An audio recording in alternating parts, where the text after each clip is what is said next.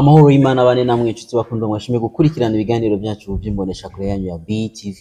Turi kumwe namwe nitwa Mr Home DJ Rapper Mr Nyumbani. Turi kumwe kandi na Nicky Chiza mu buhinga bw'ivyuma. Ikiganiro ni B Live Show.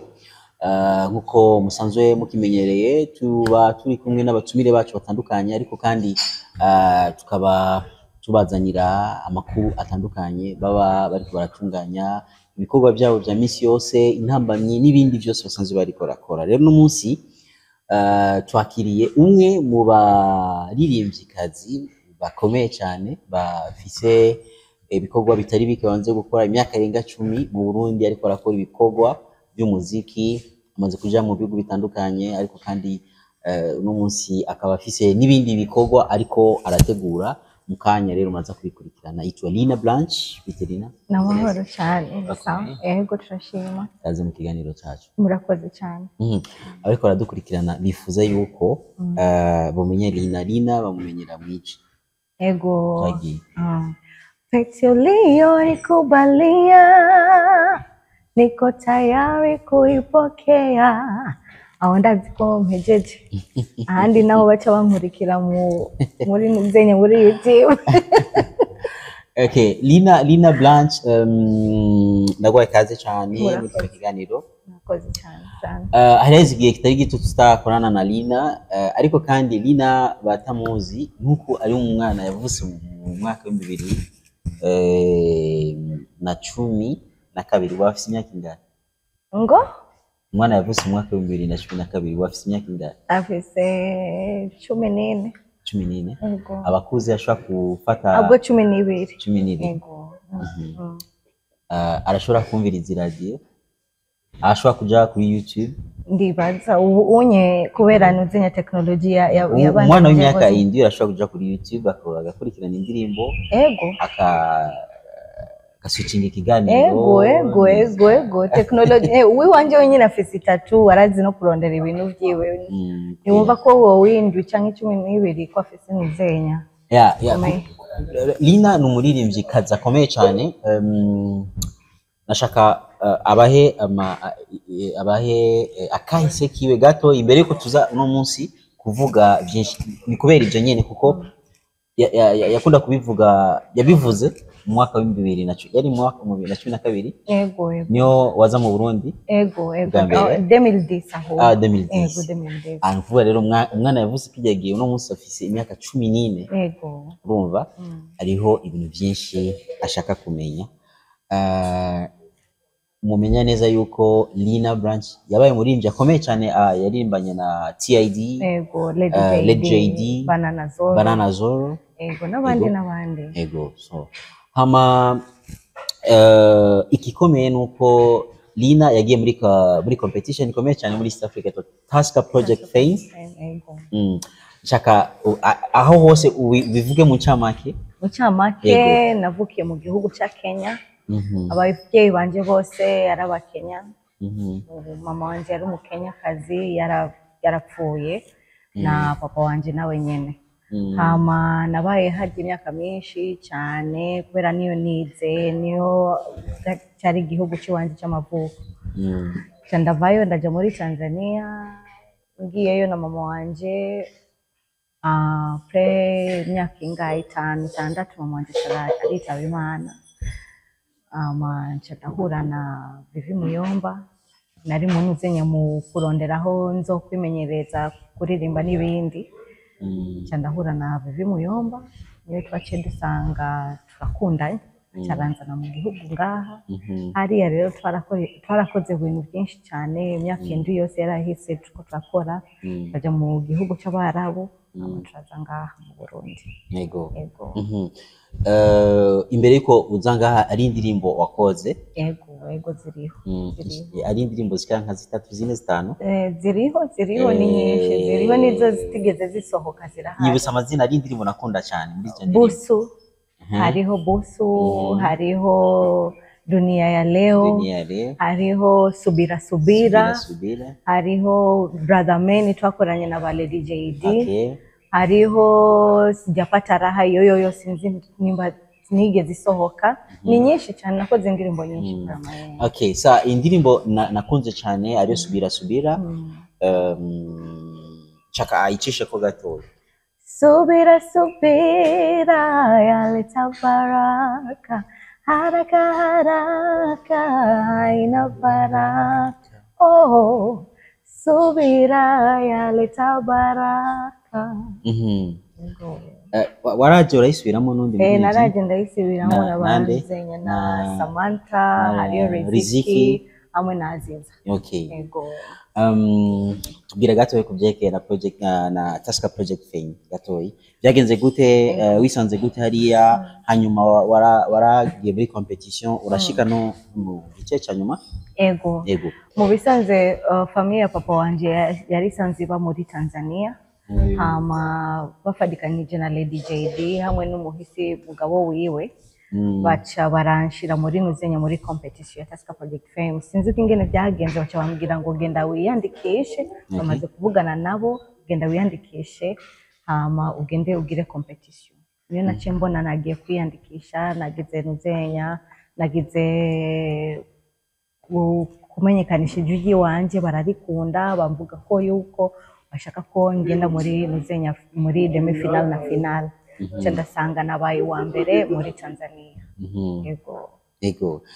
Mwumvise neza yuko Lina tuko turavuga afise byinshi yakoze muri kahise, gushika mu munsi baraje mu Burundi barakora. Niho hatanguje umugwi witwa Sikiliza. Sikiliza Band. Umugwi Sikiliza Band niwo mukiri kumwe n'uno munsi.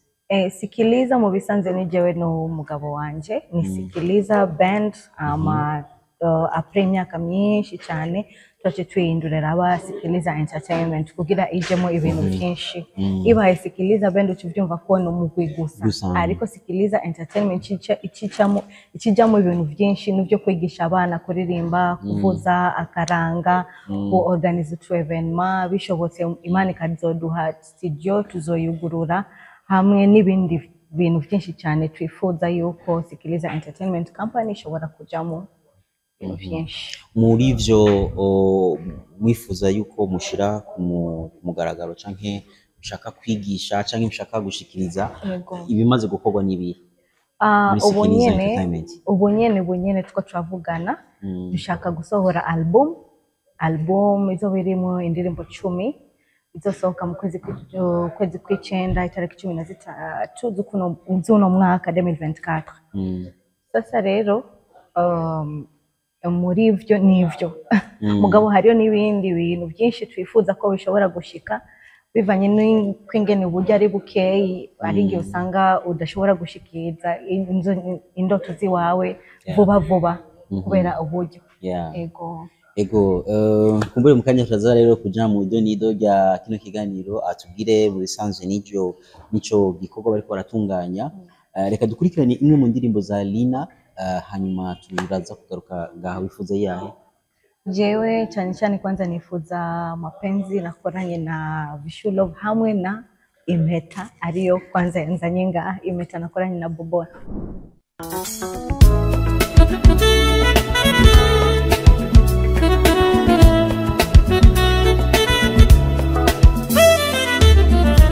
Nditavisango ndaje ikinzanyo usanzwe ukizi no gushika nivyo niyemeje nkabishira neza mu ngiro wa munsi kumasanganzira amasezerano twahanye no kubahiriza ino tariki tugashika nivyo twiyemeje. Yameta na kwemerera nje ndayizanye imwe y'urukundo impeta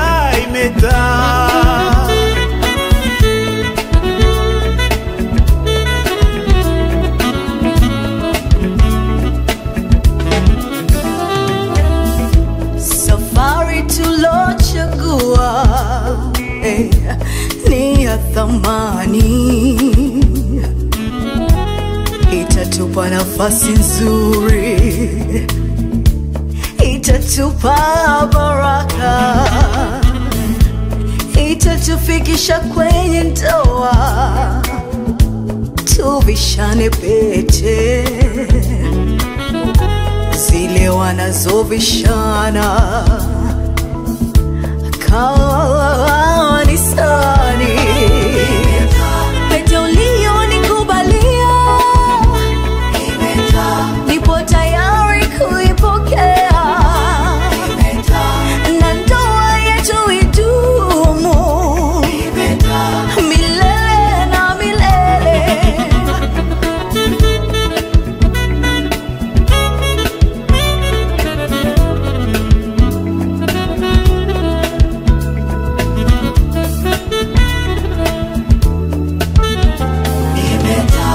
Yameta na kwemerera nje ndayizanye imwe y'urukundo impeta Pete ulionikubalia nipo tayari kuipokea, na ndoa yetu idumu milele na milele.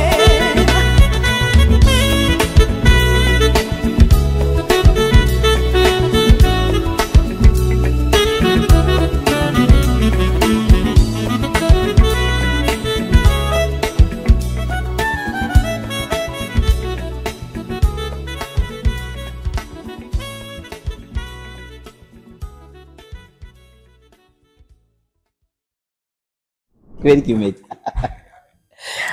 Impeta kubera Ari irafise ari sigwe komeye mu buzima bwawe. Je nayo ufise impeta mfise je. kubera iki nabona umukunda none ifise mu mutima. That's what ibyo nibyo nari nishatse kuvuga.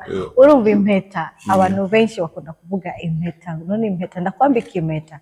Kwambikana impeta ni kwa kundi uba wifuza yuko ujya muntu mubana karamata ukaba wagize decision yuko ujya muntu mugwawe ata wundi muntu aza kubavangira namushize mu nzu mubanya karamata. Iyo niyo mpeta. Naho abantu batobimenya, naho utogenda hariya ngo mu rushengero ngo uvuge ngo ijya n'imihezagiro, ubwo mu bisanzwe decision iva kuri wewe nyene ndani. Ego. Okay. Mwumvise rero ibijanye n'impeta, akaba afise n'impeta yambaye ku mubiri, je ndayambaye ku mutima. Umutima wacu ndayifise. Ni Bobona yaronde Lina Blanche. Ego ni Bobona yandondeye kugira dukorane iyo ndirimbo musanze yari isanzwe ikoze ku ruhande rwiwe. Acambwira yuko arondeye umukobwa ashobora kumushiramo ijwi bivanye n'iko ingene akora live music, acasanga ko ari jewe nadumbukiyemo nambari uko novuga. Lina Bobona Lino oya ari muri Italy. Ari muri Italy.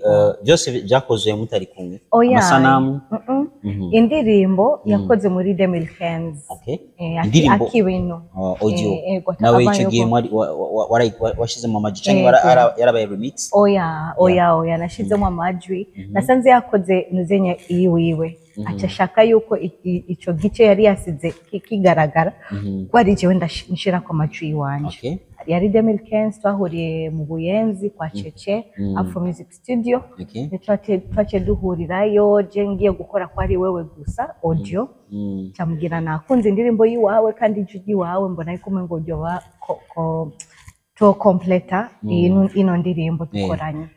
Twace tubona kuja muri studio uwo munsi ndashira ko amajwi ntivyari byoroshe kubera kwandika Kirundi sinari ndakizi ico gihe.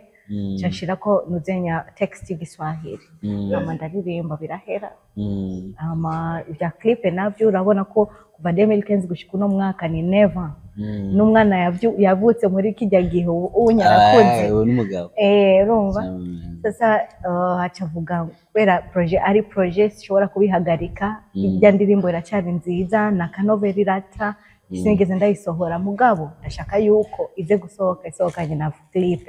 Yacabona rero no mwaka yari no yaraje turakora clip nkuko mubibona ni clip isuku nyinshi cyane ashaniza buraya kabisa. Okay, iyo ndirimbo rero niyo ndirimbo yitwa Impeta. Kumbure imaze gusohoka, hari feedback maze kuronka ku ba fan basanzwe bakurikirana umuziki wanyu? Ego, icyambere na mbere novuga yuko abafana bari bamenyereye imiziki ya yindi, urazi ko hari imiziki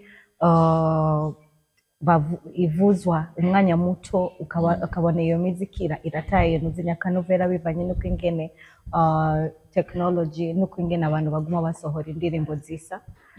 Mugabo rero ijya ndirimbo kandi uko ingene yari bari bayisohoye barayihinyanyura muri ijya myaka ya 2015 n'ubu ugasanga akanovera ari kakandi nyene iji ata muntu n'umwe arahindura ibicurarangisho bimeze kujya nyene.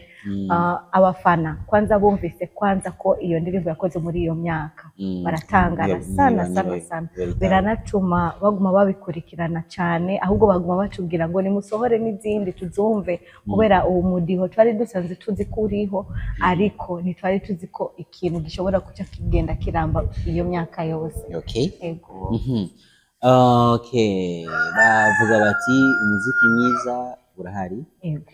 Umuziki mwiza urahari. So Nirina Branch rero tubwiye kujerekeye indirimbo yo nambona, ariko kandi ariho n'ibindi bikorwa bariko baratunganya. Ico bikorwa rero ni gikorwa gikomeye byerekeye ubuzima bw'umuziki w'umuririmbyi ari we wese. Iyo ariko arakora igikorwa single akasohora indirimbo canke akakolabo, ni ibintu biba bisanzwe, ariko gufata umwanya ukategura album n'ikindi gikorwa. Tubwire kwanza inyuma yuko imbere yuko mushikira kuri kino gikorwa hari izindi album mwasohoye, siko? Album ya mbere yitwa Muyomba. Ya kabiri? Ya kabiri yitwa Strong Woman, ariyo yiwanje. Jewe jenyewe. Ego. Ya gatatu? Ya gatatu izokwitwa Sikiliza Volume 1. Sikiliza Volume 1. Ego. Ugazobaho Volume 2. Volume 2 na 3 na 4 na 5 n'izindi. Ego. Indirimbo gushika no munsi zimaze gukorwa zose uko indirimbo zose zirakozwe. Urabona ko hamaze umwaka wose umuntu atarasohora igikorwa gishasha. Indirimbo ni 10. Ego. Indirimbo 10 abahinyanyuzi bagiye barashiraho touch yabo. Ni benshi mu bisanzwe mu producer ni umwe gusa. Hariho bamufashije bati Drake, hariho Farley, abavugije indani ni benshi cyane, sino bavuga. Producer principal ni nde? Producer principal ni Amiri. Ego. Okay. Ego. Sawa. Hama muri izo ndirimbo azobahamo amasanamu? Azoba harimo amasanamu abiri akozwe ari tayari, n'izindi tuzikora bivanye no kwingene tubona feedback y'iyo album ingene yasohotse. Ubutumwa nyamukuru buri muri Sikiliza Volume 1. Ubutumwa nyamukuru ari bijanye n'ubuzima bwa isi yose, urukundo. Hama hariho n'ibijanye n'abamama. Ego, n'ibindi byinshi gusa bazokumviriza bumve nyene ko twarica turiyumvira ko tutoguma kuri stage imwe gusa. Ego, mwumva ko ibintu byinshi bimaze gutegurwa, indirimbo zose ziri ngaho, amasanamu. Igikorwa nyamukuru gihari muri kano kanya ni gutegura urubanza nyezina. Urubanza nyezina bisigura yuko hari ibintu byinshi cyane biba bikenewe kugira urubanza ruhagarare neza. Nkuko nabivuze ubwa mbere, kenshi turabura uburyo nibwo bubura kandi cyane rwose, kubera turitura amasosiyete naka ugaca usanga iyo sosiyete idashobora no kugufasha basi n'ibihumbi 100. Bavuga kenshi yuko 100 n'ijyanga murindi. Ibaza yuko bokugurura amaboko batange kugira natwe turonke urubanza rwacu rugende neza. Gushika ubu nta muntu n'umwe aragushigikira canke arashigikira igikorwa cyanyu mu entreprise atandukanye, mu mashira hamwe, mu nzego za leta? Nta numwe? Novuga kwanza BETV nibo bambere mwebwe kubijanye na communication na nuzenya bavuga gute kumenyekanisha. So niwe mwebwe bambere. Hariyo n'indi radio imwe sinoyivuga izina ngaha, hariho n'ikinyamakuru kizwi cyane muri batatu. urumva nabandi maze kudodora henshi sindumva nakamo basi ngo tuguhe basi n'uruceri. Ego murabona ko igikorwa c'abaririmbyi ari igikorwa gikomeye gihambaye, ariko kandi kenshi abaririmbyi bama basaba yuko boshigikirwa mu bikorwa byabo bya minsi yose. Umuririmbyi arajya muri studio aramara umwanya ariko arategura indirimbo, arayandika, akayishira mu majwi, akayitegura, akayihinyanyura, akayikorera amasanamu, akayipromotinga, akayimenyekanisha, n'ibikorwa bitwara umwanya mwinshi. Ariko rero kandi iyo yumviriye gukora igiteramo naho nyene ni ikindi gikorwa gikomeye cyane, aho abashaka kugira ngo ategure ikintu kimeze neza kugira ngo abaho umuziki w'ikibiriraho abakunzi biwe kugira ngo bashobore kuryoherwa. Rero muri ico gihe abashaka yuko yoshigikirwa muri byinshi, uburyo ni bwinshi bukenerwa, hasabwa ibintu byinshi, ingufu nyinshi, abantu naho ukoresha abantu utegezwa kubariha ibikoresho, ama publicité, ibintu byinshi n'imenyerezo byinshi, n'amazi yo kunywa, ari kuragira ama repetition tezo kunywa amazi, yego ibintu byose birakenewe. Rero turateye akamo kugira ngo wumva kano kamo n'umunsi mukino kiganiro Be Live Show boshaka gushigikira igikorwa ca Lina arahawe kaze. N'abantu n'ufise avuze ati ijana n'iryanka murindi, urashobora kuba utari ishira hamwe ariko ukavuga ati jewe no kuri umuziki wa Lina warankoze ko amwe na Vivi Muyomba Sikiliza Entertainment shaka ndabashigikire muri ico gikorwa cabo ca Sikiliza album ya Sikiliza Volume 1 muzobashigikire. Lina ari ngaha, arashobora kubabwira ko mushobora kumuronka. Ego ndaza gusiga email aho muza turungikirana zenya email canke muce kwa Rafa kuri nimero ziwe, kuko ari igihe usanga natanze nimero ugaca usanga umuntu ariko telefona ngo hewe gute wariye ari wache kuri BTV canke kwa Rafa, hama byose ndibaza ko bizoca bigenda neza cyane. Ariyo n'imbuga ziwe zihari, ashobora kumwandikira kuri DM, bose barashobora kumwandikira kugira ngo bashobore kugenda neza. Reka dukurikire imwe mu ndirimbo za Lina, yahe tugire Vibe. Tuje muri Vibe, so reka dukurikire Vibe, hanyuma turagaruka ngaha kugira ngo tubandanye ikiganiro cyacu ca Be Live Show. Okay, twakurikiranye indirimbo yitwa Vibe, indirimbo ya Lina. Mubise neza yuko afise igikorwa gikomeye cyane ariko arategura. Mbega nta wundi muririmbyi mzo muri kumwe mu cyo gikorwa? Mu bisanzwe ubonye biragoye kuvuga cyane je no kwifuza yuko bose boza vraiment bashigikire ibikorwa byacu.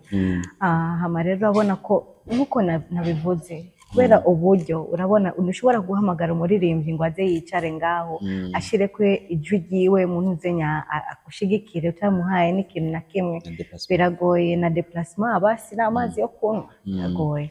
Gusa rero muri uyu mwanya gusa ni jewe na Vivi, hama ibindi navyo tuzobimenya mu nyuma.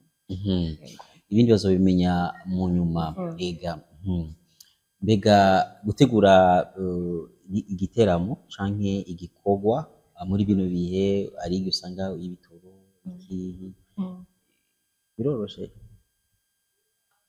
Ndibaza kuri iki gihe biragoye, ariko urabona umuntu yitegekanije gusohora ikintu niwo kigumya, ari igihe ibihe byoba bibi gusumbya cyangwa bikaba byiza, bikaba byakugururiye inzira mu nyuma wabikoze ubu nyene hakiri kare. So bavuga ngo ucinkwi muce ishaka mubira birakuye.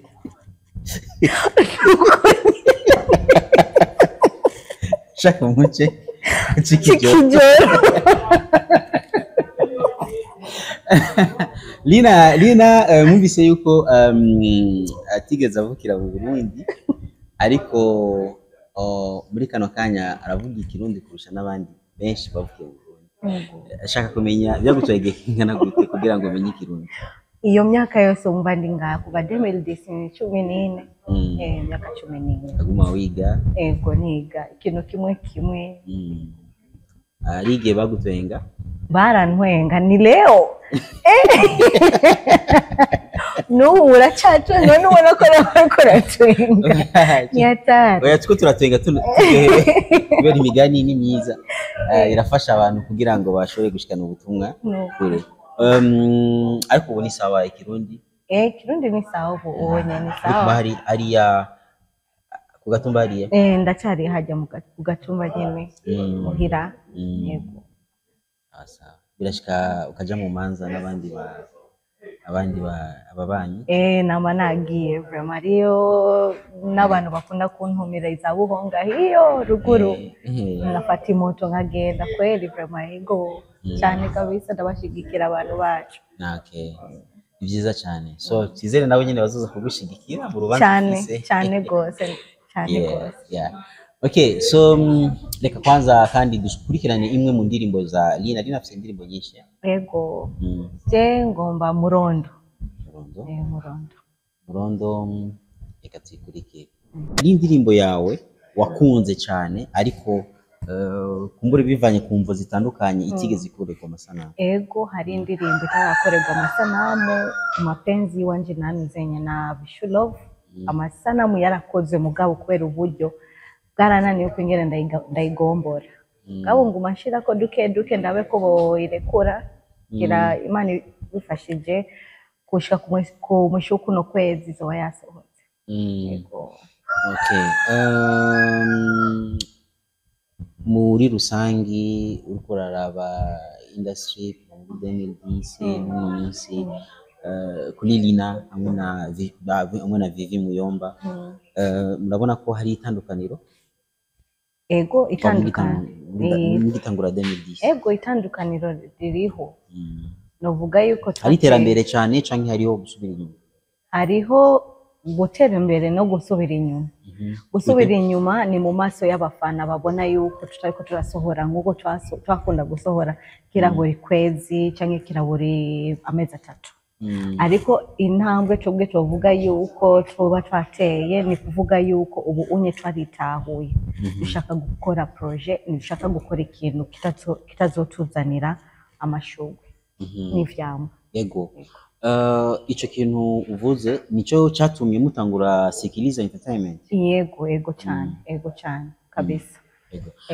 Muri Sikiliza Entertainment apari ibikorwa byanyu n'uburyo musanzwe mukoresha hariho tuvuga aba partners mwagiye muraronka hirya no hino bakabashigikira canke mukavuga muti aba bariteguye kudushigikira kugira ngo iyo migambi tuyishobore kuyishikana kure. Urabona ko hariho n'imigambi yo gufasha kuririmba akadema y'abaririmbyi n'ibindi bimeze gute? Ubu nyene unye turavugana na aba partners turaronka. Ego novuga yuko ni projet iri mu nzira kandi ndazi ko izogira nzenya izotera intambwe ndende. Na myaka myinshi irahera kuba dutangura Sikiliza Entertainment ni 2 gusa. Tuvyumva nawe yuko nibirarengerana bose. Projet ya album izoba ari ya mbere ngira kumbure uwo munsi nyene tuzoba tuko turalansa niyo tuzoca tulansa no kubabwira abantu imigambi dufise abashobora kudushigikira badushigikira. Ego. Mbega uriko urakurikirana umuziki w'abandi abandi bagitangura umaze kumva yuko hariho agahaze canke ari ikintu bariko barakora kigushika ku mutima?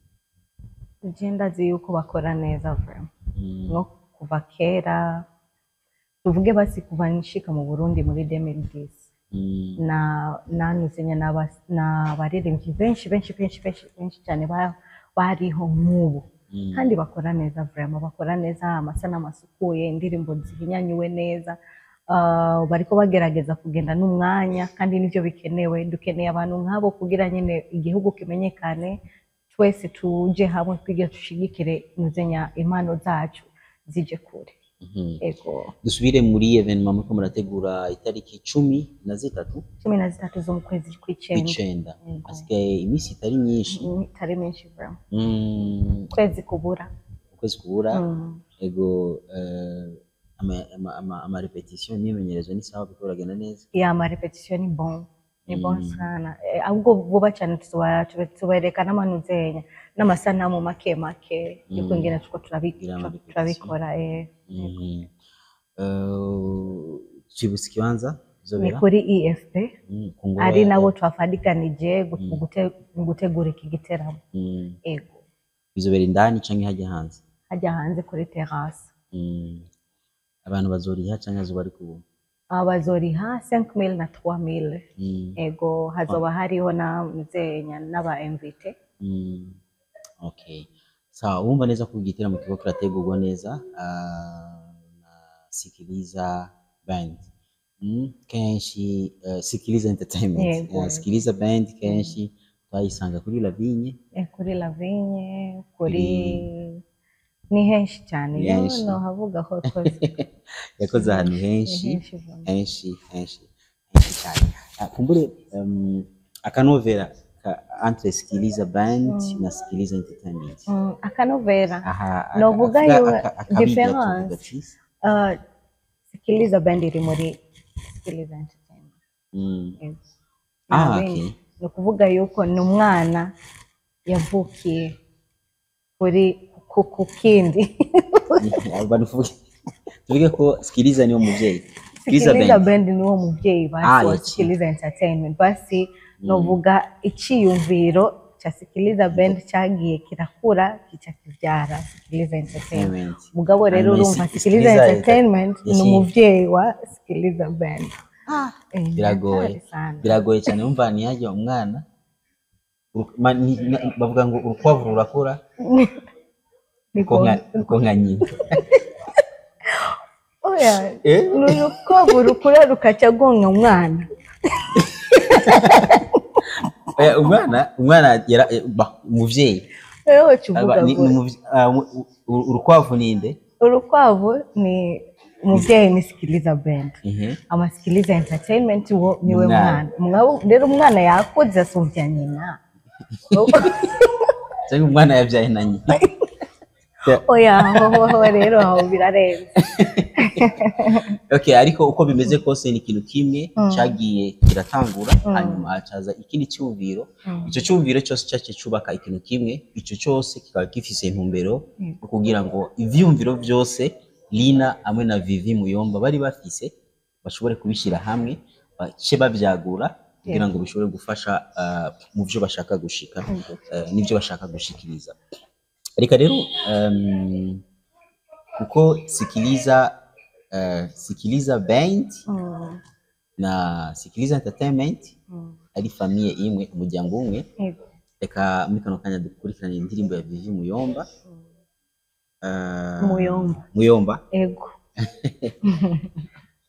Muyomba iribe kwanza Muyomba mitikeje wengende Muyomba ndabazana gamba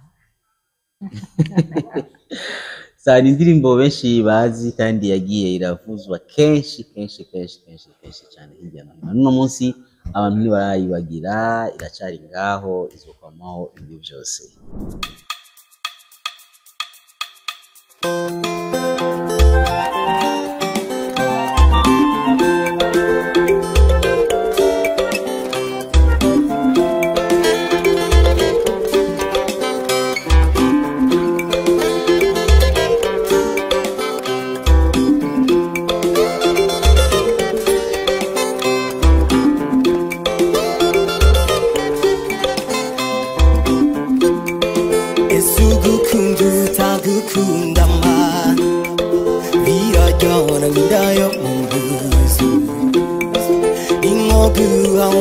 Dashimama birateye nunagahinda nofumangenda nofumanigira nibanira ninyoni n'inyamaswa nofumangenda nofumanigira nibanira ninyoni n'inyamaswa Muyomba mitikeje wengende Muyomba nabazana gahamba Muyomba mitikeje wengende Muyomba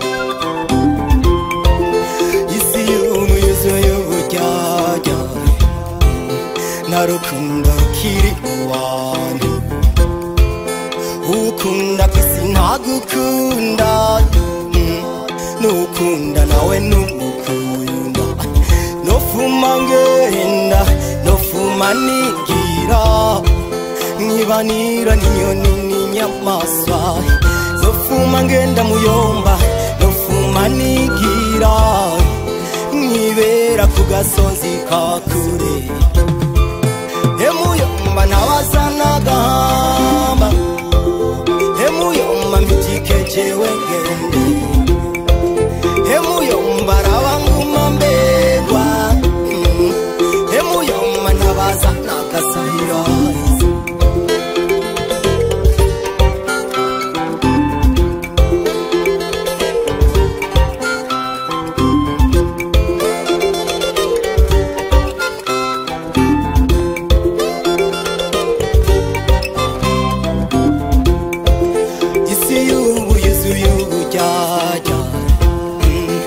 rukundo rukiri mu bantu ukunda kwisi nagukunda muyomba nukunda nawe numukunda nofuma ngenda nofuma nigira nkibera n'inyoni n'inyamaswa nofuma ngenda muyomba nofuma nigira nkibanira n'inyoni n'inyamaswa emuyomba ntabaza n'agahamba emuyomba ntabaza n'agasahira emuyomba arabanguma mbegwa emuyomba ntabaza n'agahamba emuyomba arabanguma mbegwa mbegwa emuyomba ntabaza n'agahamba emuyomba ntabaza n'agasahira.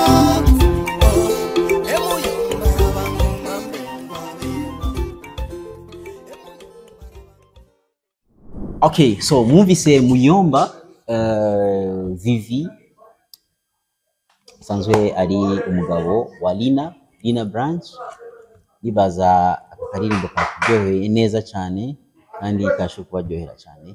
Igikomeye nuko muza kumushigikira ku itariki 13 zo mu kwezi kw'icenda hariya kuri EFB ku kigo ndangamico cy'abafaransa kuva igihe kisazi ngahe 18h jusqu'à 22h. Mina zibiri gushika saa 4 z'ijoro. Kana amasaha bateguye neza. Ateguye kabisa. Nagusiba na gucegwa muziki kitangura. Gikorwa nico ariko kandi gikuru nuko abashoboye kumushigikira no kubashigikira mu buryo canke mu bindi byose bishobose barahawe kaze kugira ngo bashobore kumushigikira nk'ivyo. Ariko kandi album yabo imaze gutegurwa iri tayari indirimbo zibiri niho zo batemereye ko zizoca zija ahabona. Hanyuma album ya Sikiliza Volume 1 izoja kuri account yanyu iza Vivi zizogenda wewe niziwanje zijiwanje. Ego nuko bitegekanye. Nta mugambi mufise wo kugira account ya Sikiliza? Twaravye kubera umwanya ari mutoya na mwanya turaronka wo kumenyekanisha ngo kugira turonka aba followers. Nuzenya uko ingene dushaka gushikiriza iki gikorwa bizoba bigoye gose kungene dutangura nuzenya page nshasho bunyene kimenyekanisha mugabo biri mu mugambi. Ego. Hama muri zo ndirimbo muri album y'indirimbo 10 nizi ni indirimbo zingahe wewe na Vivi mwarimbye hamwe?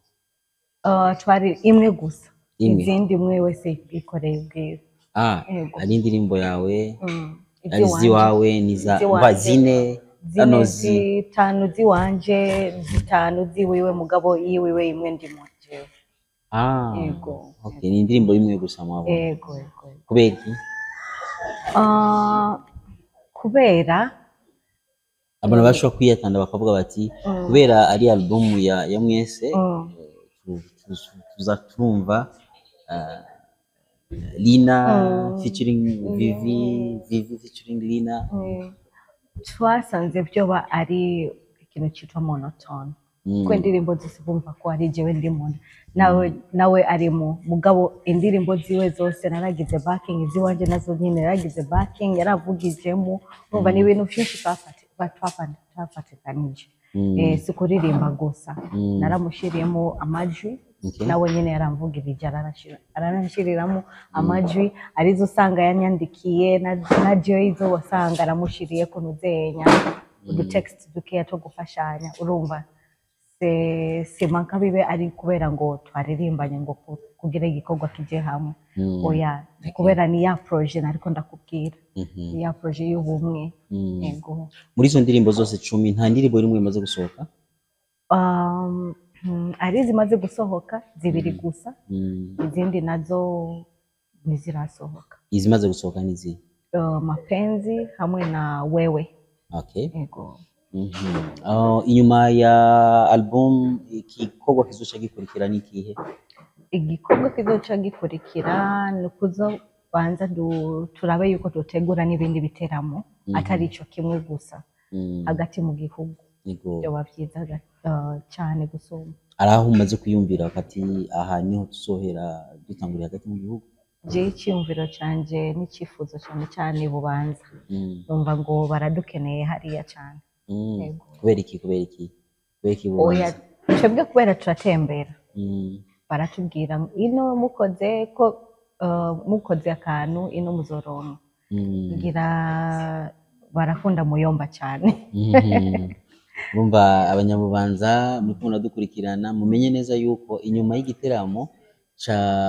cy'itariki 13 z'ukwezi kw'icenda kumbure ahandi hantu biba ahantu ashobora gukurikira ni Bubanza umva rero ko musa amahirwe yo kuronka igiteramo kigira kabiri cha Sikiliza Volume 1 kumbure urafise ubutumwa bwiharije ushobora gushikiriza abakunzi bawe abakunzi ba Vivi abakunzi b'umuziki wanyu abakunzi b'umuziki wundi muri rusange novuga kwanza murakoze cyane gushigikira Bobona Music muri Impeta niyo ndirimbo twakoranye thank you so much mwagize neza kuguma mumviriza iyo ndirimbo amaradiyo yose n'amateleviziyo mwavugije c'est très bien murakoze asigaye rero ko mudushigikira muri iki gikorwa nacyo nyine dufitaniye na Vivi Muyomba cha Sikiliza Entertainment album izosohoka Sikiliza Volume 1 mwahumvise kibanza n'itariki byose mwavyumvise nimba mutavyumvise neza ndabisubiremo izoba ari Septembre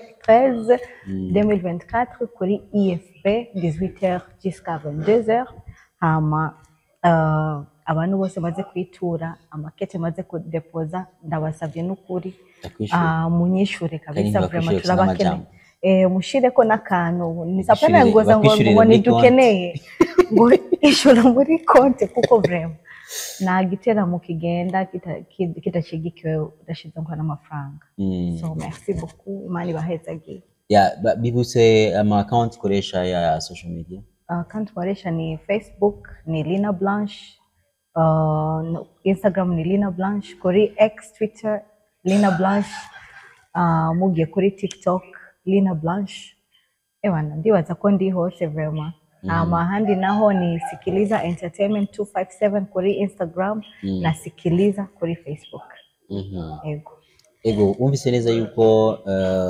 afise ama account yose ushobora gukurikirana iminsi yose igikorwa ciwe ibikorwa byiwe ibikorwa bishasha n'ibindi byose bya Sikiliza Entertainment ibishasha byose bya Sikiliza Entertainment uzogenda barabikurikiranira ngaho so nta yandi majambo dufise atari kubashimira mwese mwashoboye kubana natwe na Lina ndamushimire cyane kubona yashoboye kuza murakoze kuntumira kandi n'undi muzi nzogaruka nirukanga kaze cyane gose dushimire mwese abakunzi bacu aho muri hose twashimira cyane niki ciza mu buhinga bw'ivyuma dufashije amasanamu kugira ngo aya masanamu n'amajwi ashobore kubashikira neza cyane nito DJ Rafa Mr Home big up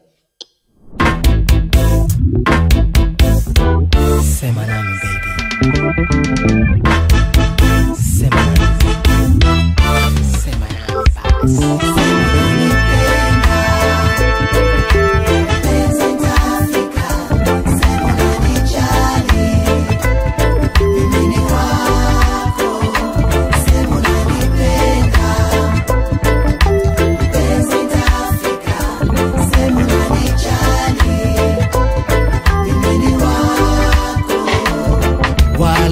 magari yao na mavuatiri hawajaweza kuwa na wewe. Wale walisema kama sikufai, leo mpenzi tuko wote. Wale wa magari yao na mavuatiri hawajaweza kuwa na wewe. Wale walisema kama sikufai, leo mpenzi tuko wote. Usilie mpenzi, usiwaze kama kesho itakuwa aje. Mimi na wewe mpenzi baby, usiwaze kwa kesho na leo kama mimi taja kukuacha. Si ukweli baby, usilie mpenzi, usiwaze kama kesho itakuwa aje. Mimi na wewe mpenzi baby, usiwaze kwamba kesho na leo kama mimi taja kukuacha. Si ukweli baby, sema nami baby.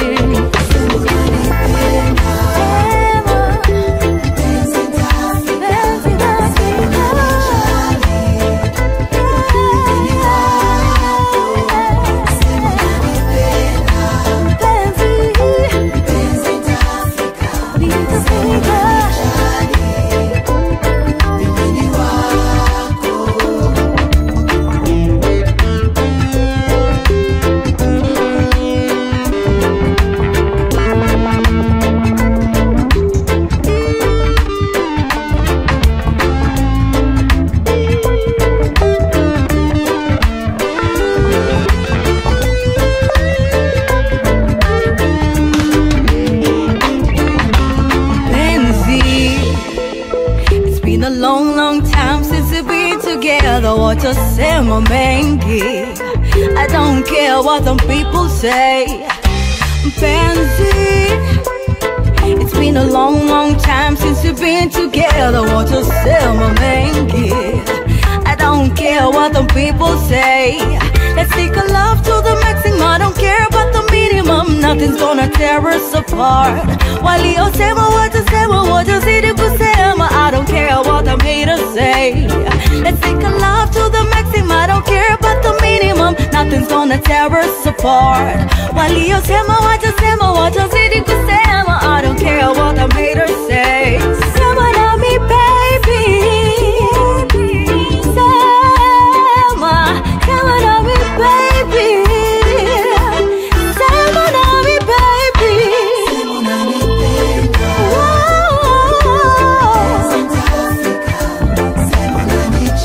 Mimi wako baby, sema nami baby, baby, sema nami baby.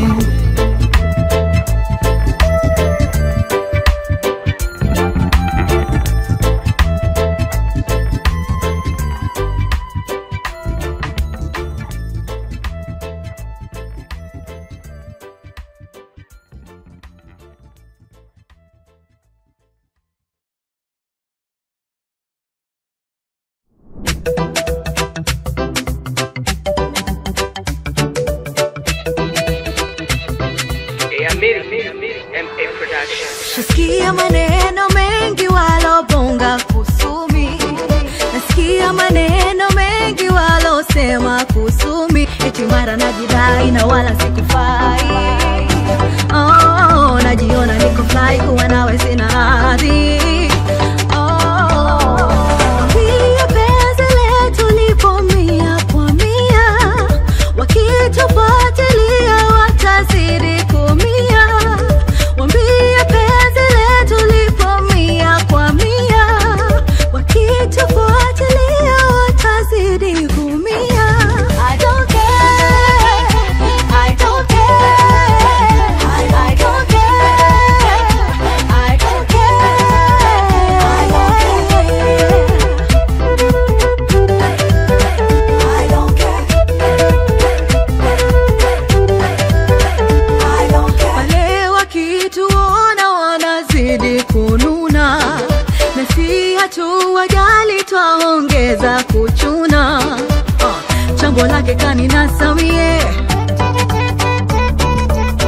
ya kufuli mikitasa mie, penzi letu la mikasa sie, hatujali ya matasa sie. Wambia penzi letu lipo mia kwa mia, wakitufuatilia watazidi kumia. Wambia penzi letu lipo mia kwa mia, wakitufuatilia watazidi kumia. I don't care, I don't care, I don't care, I don't care, I don't care, I don't care what the people say, na misijali what them haters say. Kwanza wengi wao ni wambea, ninaowajua mie wote ni maplayer. Waambie kwanza sisi ni maslayer, wanaona wivu penzi letu linapaya. Shasikia mambo mengi ya kudis, kwanza wengi wao hata mimi si wa miss. Ama marafiki mimi nishawa dismiss, wapende wasipende we continue in this place. Waambie penzi letu lipo mia kwa mia, wakitufuatilia watazidi kumia.